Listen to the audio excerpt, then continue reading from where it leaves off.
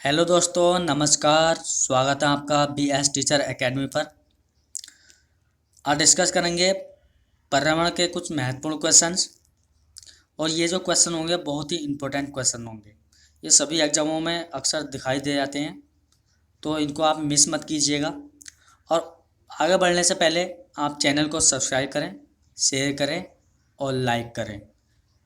कोई बच्चा अगर चैनल पर नया आया है तो चैनल को सबसे पहले सब्सक्राइब करें, उसके बाद वो उस क्लास को शेयर कर दें। ठीक है, और बेल आइकन दबाना ना भूलें ताकि आपको नेक्स्ट वीडियो का नोटिफिकेशन आपको प्राप्त हो जाए। तो डिस्कस करते हैं। चलिए चलते हैं क्वेश्चन की ओर। थोड़ा सा मैं इसको स्क्रॉल कर लेता हूँ। ठीक है, देखिए कहीं कहीं मिस्टेक हो सकती है क्योंकि ये PDF मैंने खुद अपने हाथ से टाइप की है, तो कहीं कहीं मिस्टेक हो सकती है टाइपिंग में। तो उसके लिए नज़रअंदाज कीजिएगा, या उसके लिए पहले मैं सॉरी बोल रहा हूँ।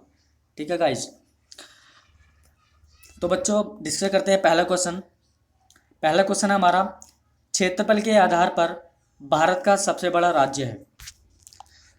आपको 5 सेकंड यहाँ पर दिए जाएंगे। 5 सेकंड में आप अपना जो क्वेश्चन आंसर है उसको आप जज कर लीजिएगा। उसके बाद मैं आपको आंसर बता दूंगा।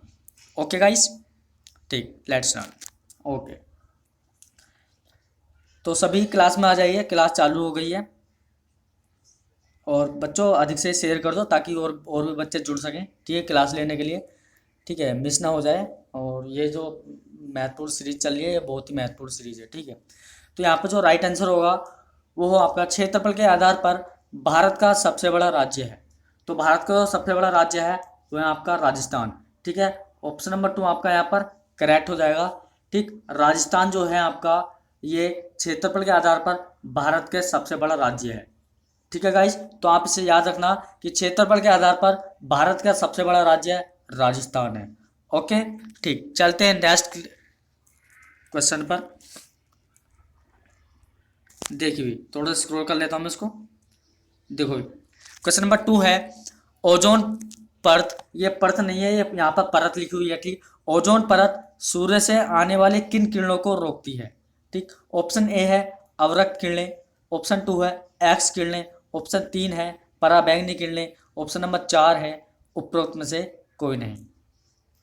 यहाँ पर जो राइट आंसर होगा वो होगा आपका पराबैंगनी किरणें। ठीक है, यानी कि ओजोन जो परत है ये सूर्य से आने वाली जो किरणें होती हैं, ठीक, अल्ट्रावायलेट किरणें जिनको बोलते हैं हम, अल्ट्रावायलेट किरणें, वो पराबैंगनी किरणें जो होती हैं, अल्ट्रावायलेट नहीं सॉरी, पराबैंगनी जो किरणें होती है उनको वो रोक लेती है।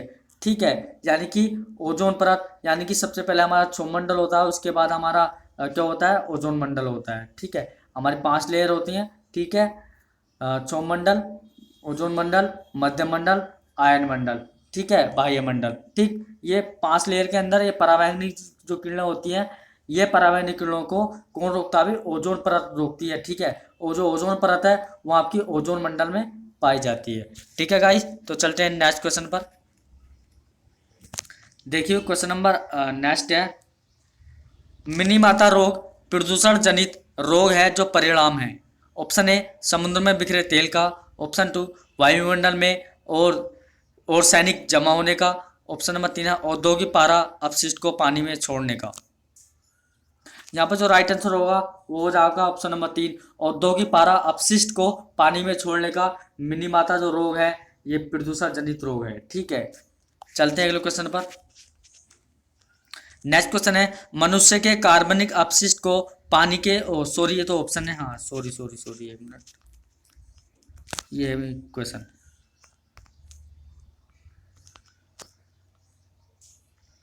देखिए भी, अम्लीय वर्षा से ऐतिहासिक इमारतों तथा मूर्तियों का संचारित क्षरण होना क्या कहलाता है। तो वो कहलाता है आपका स्टोन लेप्रोसी। ठीक है, जो स्टोन लेप्रोसी है ये अम्लीय वर्षा से ऐतिहासिक इमारतों तथा मूर्तियों का क्षरण जो करता है, ये आपका स्टोन लेप्रोसी कहलाता है। और इसमें जो 2 गैसें होती हैं वो बहुत महत्वपूर्ण होती है। एक तो आपकी होती है SO2, ठीक है, एक होती है NO2।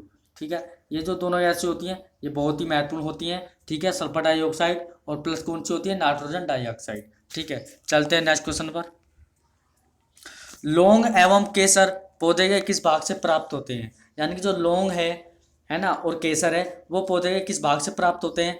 जड़, तना, फूल या फिर फल से? यहाँ पे जो राइट आंसर होगा वो होगा आपका फूल से।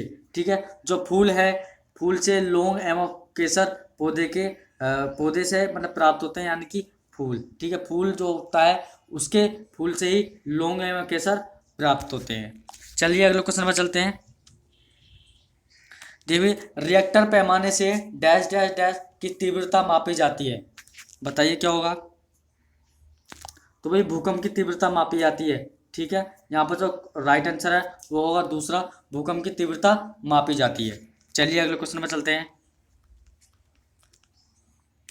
नेक्स्ट क्वेश्चन है, किस राष्ट्रीय उद्यान को पूर्व में हेली राष्ट्रीय उद्यान कहा जाता था? तो वही जिम कॉर्बेट नेशनल पार्क, जो जिम कॉर्बेट राष्ट्रीय उद्यान है उसको पहले हेली राष्ट्रीय उद्यान के नाम से जाना जाता था। सन 1935 में इसको बनाया था दोबारा। ठीक है, इसका नाम जो है जिम कॉर्बेट राष्ट्रीय उद्यान रख दिया गया था। ठीक है, चलिए अगले क्वेश्चन पर चलते हैं। सूर्य के हानिकारक किरणों से पृथ्वी को कौन सा स्तर सुरक्षित रखता है? तो कौन सा स्तर रखता है? ओजोन मंडल रखता है। अभी ओजोन मंडल में कौन सी परत होती है? ओजोन परत होती है। और सूर्य से कौन सी हानिकारक किरणें निकलती हैं? तो कौन सी निकलती है? पराबैंगनी किरणें निकलती हैं, और पराबैंगनी किरणों को जो ओजोन मंडल है उसको वो अवशोषित कर लेता है, वो पृथ्वी पर नहीं आने देती है। ठीक है, चलिए अगला क्वेश्चन देखते हैं। वायु प्रदूषण को कम किया जा सकता है वृक्षों द्वारा, मछलियों द्वारा, जंतुओं द्वारा या फिर सूर्य के प्रकाश द्वारा? जो वायु प्रदूषण है इसको वृक्षों द्वारा कम किया जा सकता है। ठीक है, अधिक से अधिक अगर पेड़ पौधे लगाएंगे तो वायु प्रदूषण नहीं होगा, घट जाएगा उसके बजाय। ठीक है, चलिए अगले क्वेश्चन पर चलते हैं। ध्वनि या ध्वनि प्रदूषण मापा जाता है? तो डेसिबल में नापा जाता है अभी। ठीक है, ध्वनि प्रदूषण किस में नापा जाता है? तो डेसिबल में नापा जाता है। ऑप्शन नंबर 1 यहाँ पर करेक्ट हो जाएगा। चलिए अगले क्वेश्चन में चलते हैं।